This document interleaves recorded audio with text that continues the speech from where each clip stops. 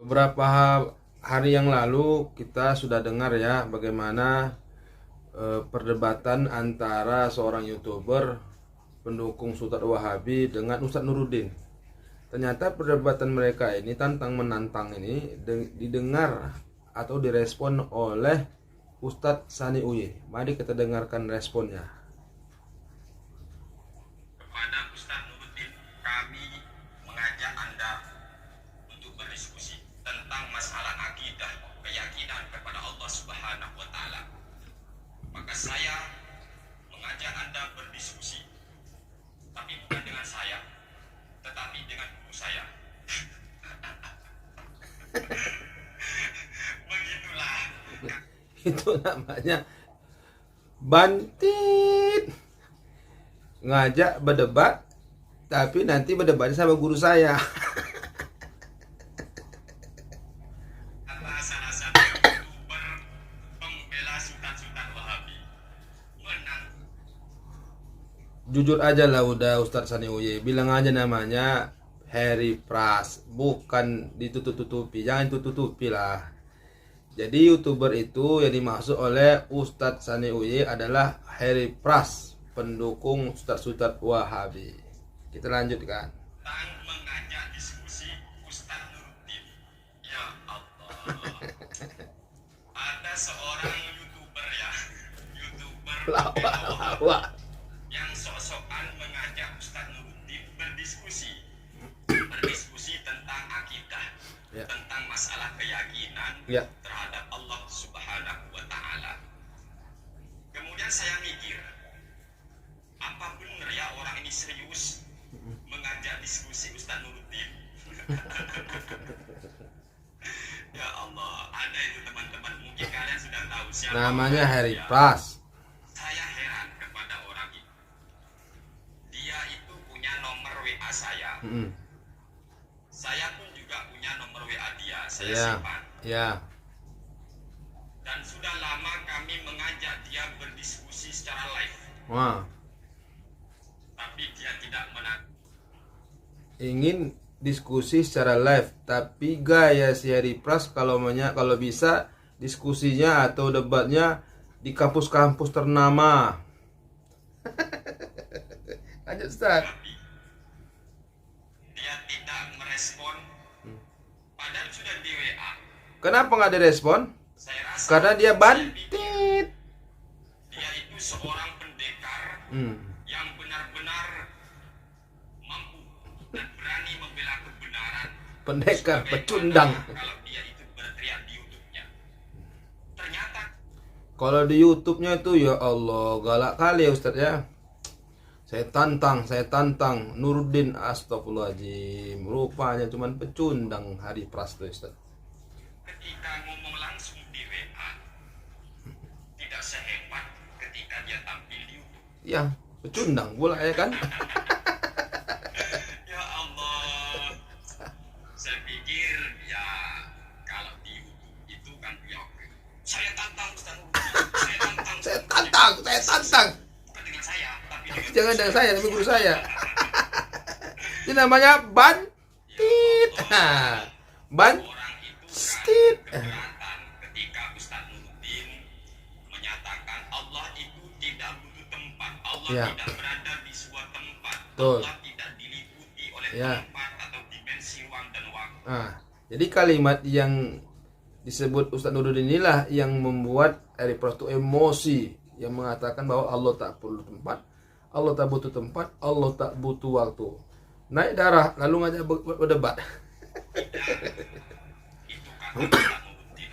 Lalu si YouTuber itu Harry Pras, bilang aja namanya Harry Pras Ustaz. katanya Allah berada di atas arsy. Ya. Kadang kelompok sebelah itu ngomong Allah itu ada di langit. Ya. Kadang ngomong Allah ada di atas langit. Ya. Kadang ngomong Allah di atas arsy. Ya. Pertanyaan saya, yang benar kaum sebelah itu atau Wahabi meyakini Allah ada di mana sih? Iya, betul.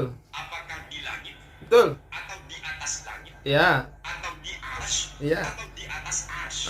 Yang mana yang betul sebenarnya ini? Ini ayat, bukan kata saya, Ya. tapi ini firman Allah Subhanahu wa ta'ala. Saya cuma ingin membacakan biar kalian bisa merenung. Bagi kalian yang meyakini Allah berada di atas langit, Ya. atau yakin Allah ada di langit, atau yakin Allah ada di arsy, atau Allah ada di atas di atas arsy, semayam di atas arsy, atas arsy umpama. Coba renungi ayat ini. Ya. Allah Subhanahu wa taala berfirman, "Wa huwallahu fis samawati wa fil ard." Ya. Dan kalian biasanya akan anti takwil, Betul. menolak takwil. Ya. Artinya memahami ayat ataupun hadis secara tekstual. Ya. Jadi kita tahu bersama bahwa Wahabi itu membaca ayat itu, mengimani ayat itu secara tekstual. Apa yang di Al-Quran itu itulah yang diimani. Mereka membidahkan takwil.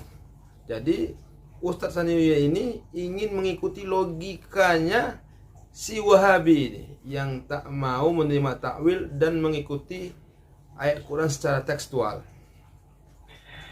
Kita ikuti dulu ya kemauan mereka. Ya, kita ikuti Ustaz. Kita ngamalkan Al-Quran atau hadis secara Tekstual. Kita ikuti logika Wahabi. Daripada ayat ini, wa huwallah, dialah Allah. Ya. Fis samawati, yang ada Di langit, beberapa langit. Nah. As-samawati. Ya. Samawati, jamak taksir, jamak muannats salim. Dan yang ada di bumi. Ya. Ini ayat, saya cuma membacakan. Betul. Jadi bagi kalian yang punya keyakinan Allah berada di atas langit, atau yakin Allah berada di Itu pun kan langit itu kan disebut di situ dalam ayat adalah jamak muannats salim, bentuknya jamak ya. Jadi artinya langit itu tidak satu. Nah, Allah itu di langit yang mananya? Langit ketujuhnya, langit keenamnya, langit kelima, keempat, ketiga, atau kedua satu, atau semuanya ada Allah. Jadi kan kalau kita ikut tekstual berarti di langit satu ada Allah, di langit kedua ada Allah, di langit ketiga ada Allah, di langit keempat, di lima, enam, tujuh pun ada Allah. Kalau ikut tekstual ayat. Nah, kita lanjutkan. Nah, gini. atau yakin Allah ada di arsy, atau yakin Allah di atas arsy. Iya. Bagaimana dengan ayat ini? Ini juga firman Allah. Iya. Allah yang ada di beberapa langit dan ada di bumi. Iya. Wa wallahu fis samawati wa fil ardi. Ayo, Ayo. jangan ditakwil-takwil. Jangan tak takwil. Takwil, Ikut aja itu tuh. Jangan tak takwil. urusan aja wis secara Tekstual. begitu. Jadi bagi orang-orang yang katanya jangan ditakwil, Jangan ditakwil, jangan takwil. jangan ditakwil ayat ini. Oh ya, ya. ini. Ayat ini jangan ditakwil. Oke. Yang katanya Allah ada di beberapa langit dan ada di bumi. Ya. Ayo. Ayo. Pening, udah mulai pening Wahabi. Itu bukan Allahnya yang ada di beberapa langit atau yang berada di bumi, tetapi ilmunya apalah itu. Takwil. Itu tak takwil. Ini sudah jelas wa huwallahu. Allah yang di sana yang disebut di ayat itu, bukan ilmunya Allah. Iya. Yo. Kemudian saya kasih lagi hadis Nabi Muhammad Ya. sallallahu alaihi wasallam. Ini jelas. Sebelum sampai ke hadis itu ya, Ustadz ya. Ada dalam ayat Al-Quran, wa huwa ma'akum aynama kuntum, dan Allah berserta kalian dimanapun kalian berada. Ini kalau ayat yang nggak ditakwil, cemana kira-kira Wahabi memahami ayat ini? Berarti Allah itu kalau secara tekstual seperti yang dilakukan Wahabi, berarti Allah itu di mana ada manusia di situ ada dia. Katakanlah misalnya kum itu kepada muslimin, tidak kepada manusia ya. Wa huwa ma'akum. Dan Allah beserta kalian. Kalian di sini adalah muslimin. Bukan manusia tapi muslimin saja. Muslimin mukminin. Orang kafir nggak masuk misalnya. Ada berapa banyak muslimin di dunia ini? Jadi setiap ada muslimin dimanapun dia ada, dimanapun berada seorang muslimin mukminin, Allah ada di situ. Gitu. Cuma cara memikirkan kalau ayat Al-Quran secara tekstual. Oh, maksudnya itu kan bukan Allah. Setiap manusia, setiap muslimin ada Allah, bukan maksudnya ilmu Allah. Kalau kalian bilang begitu, itu udah takwil. Nah, kalian bilang kalian takwil bid'ah, tapi takwil juga ya kalian. Astagfirullahaladzim. Kita lanjutkan tausiah Ustadz Saniwiyah. Muttafaqun alaih. Ya. Riwayat Imam Al-Bukhari Ya. dan Imam Muslim. Coba Anda baca di kitab Sahih Bukhari dan Sahih Muslim. Ya. Rasulullah sallallahu alaihi wasallam bersabda, idza kana ahadukum yusalli fala yabsuhu fala qibala yabsi wajhihi. Ketika salah satu kalian sedang sholat, maka jangan ludah pada depannya. Fa innallaha, maka sesungguhnya Allah qibala wajhihi idza fi shalla, qibala, karena Allah ada di depannya ketika si orang iya itu sedang sholat. Hadis ini Hadis jelas ini riwayat jelas. Imam Bukhari Muslim. Ya. Ketika kita sedang sholat, Mm-mm. jangan menghadap ke depan, Iya. karena Allah ada di arah depan. Ya. Gimana? Ayo. Jangan ditakwil. Hah? Jadi kalau seandainya lah yang sholat itu rame, seluruh muslimin di Indonesia sholat, berarti kalau dalam waktu yang sama Allah banyak kali lah berarti di depan. Oh, jangan ditawil, tekstual hadis, jangan ditawil. Oh, maksudnya itu bukan wajah Allah secara zahir. Itu udah takwil. Berarti Allah ada di depan gitu. Ye. Oh, maksudnya gini gitu. Tak takwil. Ditakwil. Oh, jelas fa innallaha Sungguh Allah, makanya aku taukid. Allah. Sudah, jangan ditakwil-takwil. Iya. Jangan ditakwil kiblatnya Allah, jangan ditakwil apalah. Iya. Karena hadis ini fa innallaha, Sesungguhnya Allah. yang Allah, bahkan pakai inna. Iya. Bagi orang yang pernah belajar Ilmu atau memahami ilmu nahu. nahwu, paham inna itu litaukid, Iya, ditaukid. menguatkan sebuah ucapan. Mm-mm. Allah Sungguh Allah berada di hadapan. Jangan meludah kalian. berada di depan orang sholat. Astagfirullahaladzim. Nah, sekarang Baru mulai pening. di depannya orang sholat, bagi orang yang di timurnya Ka'bah, berarti Allah di baratnya. Gitu. Ya, Tapi bagi orang yang di baratnya Ka'bah, berarti Allah ada di timur. iya. Bagi orang yang di selatannya Ka'bah, berarti Allah Di utara.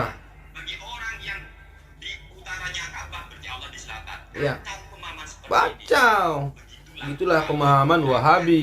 Naudzubillah.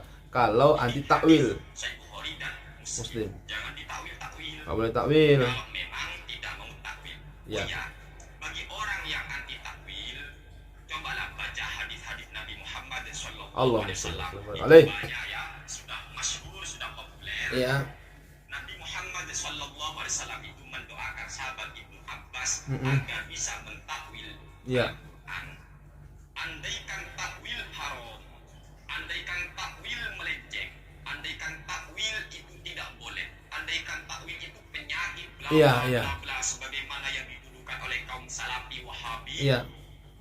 Maka pertanyaan saya, apa mungkin Nabi Muhammad Sallallahu alaihi wasallam akan mendoakan mendoakan sahabat Ibnu Abbas, sahabat sepupunya. tercintanya, untuk bisa mentakwil ayat suci Al-Quran?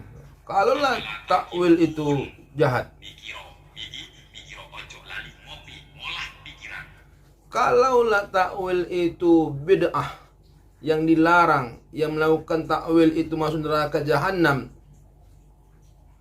Kenapalah Rasulullah mendoakan sahabatnya, bahkan sepupunya, agar mampu mentakwil?